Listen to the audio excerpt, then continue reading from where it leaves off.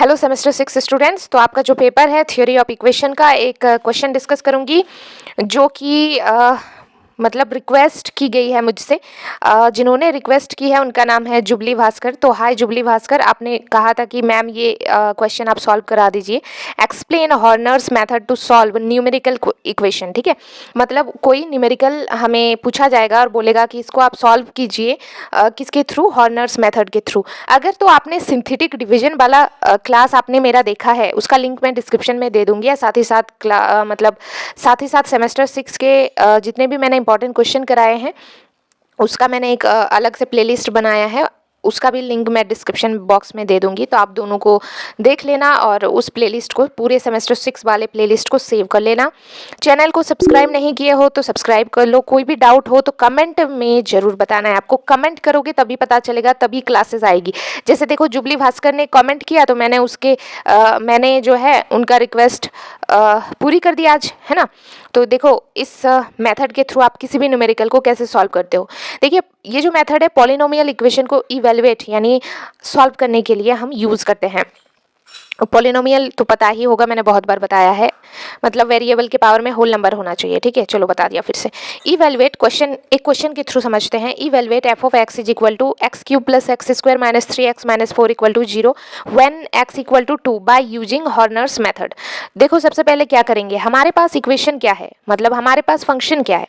F of x is equal to x cube plus x square minus 3x minus 4 equal to 0 when x equal to 2, right. तो हमारा x equal to 2 पर function की value क्या होगी, यही तो सबसे पहले हम क्या करेंगे, देखो सबसे पहले हम यहाँ पर लिखेंगे एक्स क्यूब है, एक्स क्यूब, एक्स स्क्वायर है, एक्स स्क्वायर, ओके। सो यहाँ पर वेरिएबल को लिख रहे हैं, ठीक है, कोफिशिएंट को नहीं। एक्स क्यूब लिखा, एक्स स्क्वायर, फिर एक्स है एक्स और फिर एक्स टू द पावर 0। क्यों? क्योंकि इसके साथ कुछ नहीं, मतलब 1 है और आपको पता है एक्स टू द पावर 0 का वैल्यू तो 1 ही होता है। ठीक है, ओके। सो ये हमने लिख लिया।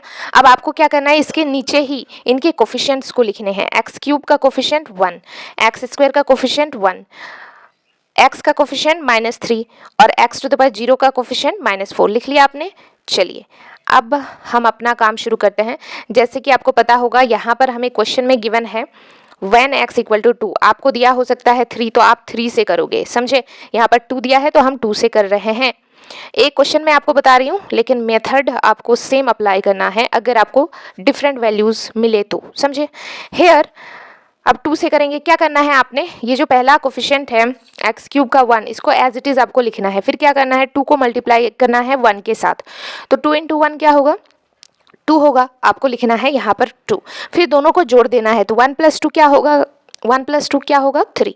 अब आपने क्या करना है, इस 2 को मल्टीप्लाई करना है 3 के साथ। तो 2 इंटू 3 6, आपको लिखना है यहाँ पर 6।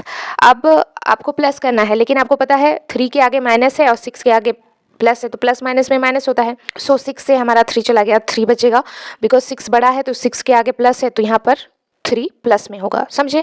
अब आपने क्या करना है, 2 को मल्टीप्लाई करना है 3 के साथ। तो 2 इंटू 3 6, आपको लिखना है यहाँ पर 6। अब एक प्लस और एक माइनस में है तो प्लस माइनस में माइनस होता है। 6 से 4 चला गया 2 और बड़ा कौन है 6, 6 के आगे क्या है 2, 6 के आगे क्या है प्लस, तो हम लिखेंगे +2। तो ये जो हमें लास्ट में ये 2 मिला ना, यही हमारा एफ ऑफ एक्स है। ओके अब आपको क्या करना है, ये जो लास्ट में हमें मिला यही है एफ ऑफ एक्स की वैल्यू।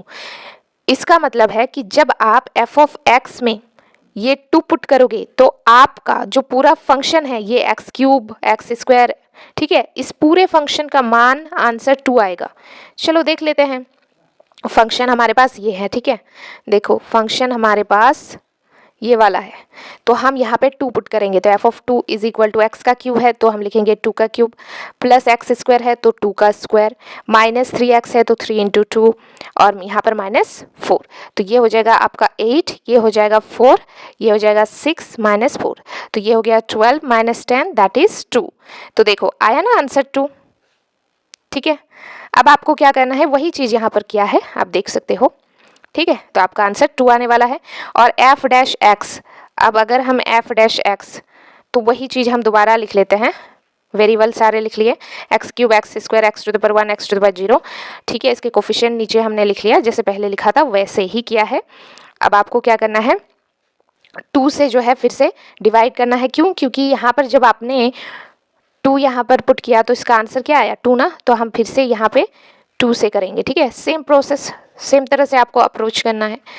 तो 1 को एज इट इज़ आपने लिखा, फिर 2 × 1 2 प्लस 3 हो जाएगा, 2 + 1 3, फिर 2 × 3 6, आपने 6 लिखा, प्लस माइनस में -6 से 3 चला गया, 3 बचा, फिर 2 × 3 6, तो प्लस माइनस में -6 से 4 चला गया, 2, तो लास्ट में क्या बचा 2, ठीक है। तो ये हमारा f(x) है, ये हमारा f(x) है। अब आपको क्या करना है, फिर 2 से करेंगे, बिकॉज यहाँ पर देखिए लास्ट में 2 है, तो 1 को एज इट इज़ लिखना है, फिर 2 × 1 2, 3 + 2 करोगे 5, फिर 2 × 5 10, 3 + 10 करोगे 13, ठीक है। तो लास्ट में क्या बचा 13, ये हमारा f' है। ये हमारा, ये जो लास्ट में हमारा बचा देखो 13, ये हमारा f' है। इसका मतलब क्या है कि f(x) हमारे पास ये फंक्शन है, f' निकालेंगे तो x³ का 3x², x² का +2x, 3x का -3, और ये तो कांस्टेंट टर्म है, 0 हो जाएगा। इसका मतलब है जब आप f' में 2 पुट करोगे तो आंसर 13 आएगा। देखो कैसे, ये तो आपने देख लिया ना कि हमने डेरिवेटिव ले लिया, तो डेरिवेटिव लेने के बाद हमारे पास ये बचा। अब यहाँ पे जहाँ जहाँ x है वहाँ पर 2 पुट करेंगे, तो 3 × 2 का स्क्वायर प्लस 2 × 2 -3, तो ये आ जाएगा 16 - 3, देखिए 13, है ना। ओके, सो इस तरीके से आप सॉल्व कर सकते हो। और भी कुछ पूछना चाहते हो तो जल्दी से कमेंट करो, अभी भी एग्ज़ाम में 5 दिन तो बाकी ही है, फिर बीच में भी पूछ लेना। चलो कमेंट